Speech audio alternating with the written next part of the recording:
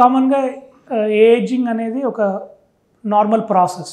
So మన bones ఎట్లాగైతే అరుగుతాయో, తర్వాత స్కిన్ ఎట్లా అయితే మారుతుందో, ఏజ్ పెరుగుతున్న కొద్ది బ్లడ్ వెల్స్ మారుతున్నట్టే నరాలు కూడా ఏజ్ రిలేటెడ్ చేంజెస్ చూపిస్తూ ఉంటాయి.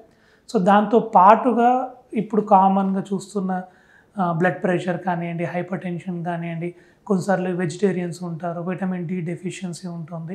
సో వీటి వల్ల ఏంటంటే నరాలు కూడా ఎఫెక్ట్ అవుతాయి. అంటే లైక్ డయాబెటిక్ న్యూరోపతి అని, ప్యూర్ వెజిటేరియన్స్లో విటమిన్ బి12 డెఫిషియన్సీస్ వల్ల, థైరాయిడ్ ప్రాబ్లం ఉన్న వాళ్ళకి థైరాయిడ్ రిలేటెడ్ ఇష్యూస్ వల్ల, లేదా కిడ్నీ రిలేటెడ్ ప్రాబ్లం ఉందనుకోండి సీకేడి అని, సో వాటి వల్ల కూడా ఈ నరాలు ఎఫెక్ట్ అవుతాయి. సో దానివల్ల ఏంటి అంటే తరచుగా ఈ లాగుతున్నట్టు అనిపించడము, కాళ్ళల్లో లేదా నడుము నుంచి పాదాల వరకు పెయిన్స్ రావడము, తిమ్మిర్లు రావడము, మంటలు రావడము, నడుస్తుంటే చెప్పులు జారిపోయినట్టు అనిపించడము, ఏదో కాల్లో పట్టేసినట్టు అనిపించడము. సో ఇలాంటి లక్షణాలన్నింటినీ న్యూరోపతి లక్షణాలు అంటాం. సో కామన్గా చూస్తే age itself is a risk factor.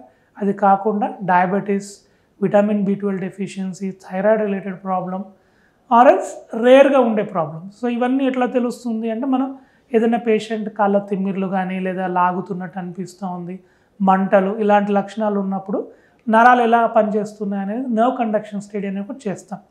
So దాంట్లో నరాలు ఎఫెక్ట్ అయ్యే దాన్ని బట్టి ఏ రకమైన నరాలు ఎఫెక్ట్ అవుతున్నాయో చూసుకొని దెన్ నెక్స్ట్ డయాబెటీస్ టెస్టింగ్ కానీ, థైరాయిడ్ టెస్ట్ కానీ, లేదా ఇవన్నీ నార్మల్ ఉన్నాయి, స్టిల్ పేషెంట్కి ప్రాబ్లం అనిపిస్తూ ఉంది, so next level of investigations చేస్తాం.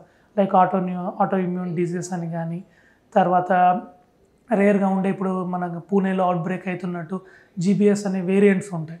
సో వాటిని కూడా మనం ఐడెంటిఫై చేయాల్సి వస్తుంది. బట్ ఇవన్నిటి ఏంటంటే సిమ్టమ్స్ అనేది పర్సిస్టెంట్గా ఉండాలి.